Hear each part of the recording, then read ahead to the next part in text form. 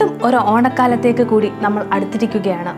10 ദിവസത്തെ ഓണാഘോഷത്തിൽ കുടുംബവും സുഹൃത്തുക്കളുമായി ഒത്തുകൂടാൻ സാധിക്കുന്നു എന്നത് മലയാളികളെ സംബന്ധിച്ച് ഏറ്റവും സന്തോഷമുണ്ടാക്കുന്നതാണ്.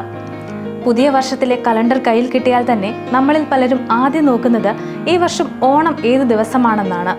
ഈ വർഷം എന്നു മുതലാണ് ഓണം ആരംഭിക്കുന്നത്, അത്തമുദിക്കുന്നത് എന്നാണ് എന്ന കാര്യങ്ങളിലേക്ക് എത്തുന്നതിന് മുന്നേ ഓണത്തിന്റെ ചെറിയൊരു ഐതിഹ്യം പറയാം.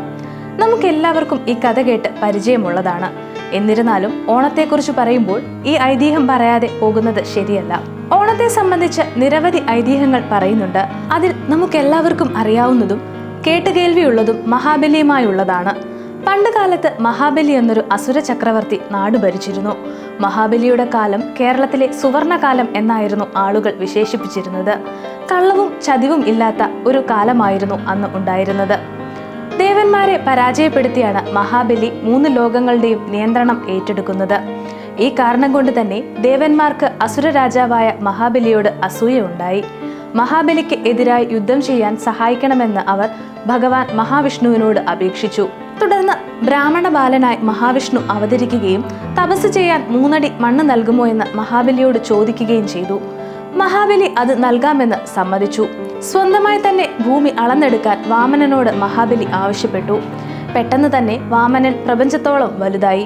കൈകൊണ്ട് ആദ്യം തന്നെ ഭൂമിയും പിന്നീട് ആകാശവും അളന്ന ശേഷം 3ാമത്തേത് എവിടെയെന്ന ചോദ്യം ചോദിച്ചു. സത്യസന്ധനായ മഹാബലി അതിന് സ്വന്തം ശിരസ് കുനിച്ചു നൽകി. വാമനൻ ഉടൻ തന്നെ മഹാബലിയുടെ ശിരസിൽ ചവിട്ടി പാതാളത്തിലേക്ക് താഴ്ത്തി. ആ സമയത്ത് മഹാബലി തന്റെ പ്രിയപ്പെട്ട ജനങ്ങളെ കാണാനായി ആണ്ടിലൊരിക്കൽ എത്തണമെന്ന ആവശ്യം ഉന്നയിച്ചു. വാമനൻ അത് അംഗീകരിച്ചു.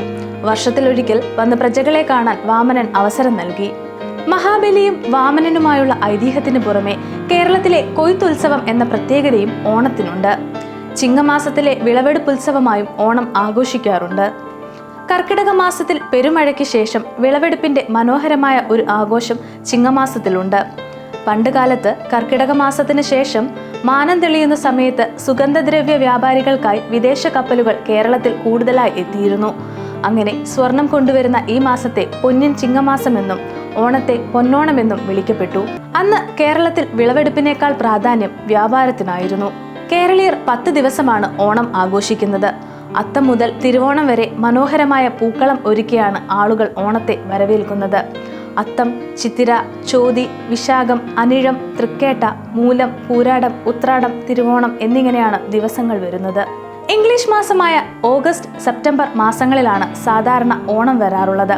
2025 സെപ്റ്റംബർ 5 തിരുവോണം. ഈ വർഷം അത്തം തുടങ്ങുന്നത് ഓഗസ്റ്റ് 26 ചൊവ്വാഴ്ചയാണ്. അന്നു മുതൽ ആളുകൾ വീടുകളിൽ പൂവിടാൻ തുടങ്ങും. ഈ ദിവസങ്ങളിൽ വൈകുന്നേരങ്ങളിൽ തിരുവാതിര കളി, കൈകൊട്ടിക്കളി എന്നിവ നടത്തും. ഓണത്തോടനുബന്ധിച്ച് നടത്തുന്ന വള്ളം കളിയും എല്ലാവർക്കും പ്രിയപ്പെട്ടതാണ്. കുട്ടികൾക്ക് ഓണം പ്രിയപ്പെട്ടതാക്കുന്നത് നിരവധി ഓണക്കളികളിലൂടെയാണ്. കൂടാതെ എല്ലാ വീടുകളിലും ഊഞ്ഞാലിടും, പുതിയ ഡ്രസ്സുകൾ വാങ്ങിക്കും, ബന്ധുവീടുകൾ സന്ദർശിക്കും. അതുപോലെ വിഭവസമൃദ്ധമായ സദ്യ ഈ ദിവസങ്ങളിൽ ഉണ്ടാക്കും. എല്ലാത്തിനും ഉപരി ഓണം ഒരുമയുടെ ഉത്സവം എന്ന് വിശേഷിപ്പിക്കാനാണ് ഞാൻ ആഗ്രഹിക്കുന്നത്. അതിന് ഞാൻ കണ്ടെത്തിയ കാരണം, എത്ര തിരക്കാണെങ്കിലും ലോകമെമ്പാടുമുള്ള മലയാളികൾ ഈ ദിവസത്തിൽ ഒരുമിച്ച് കൂടും.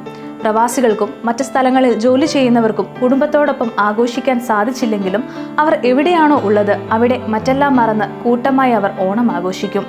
ഇവിടെ തീരുന്നില്ല ഓണത്തിന്റെ വിശേഷങ്ങൾ. അടുത്ത ദിവസങ്ങളിൽ എങ്ങനെയാണ് പൂവിടുന്നതെന്ന് നമുക്ക് ചർച്ച ചെയ്യാം.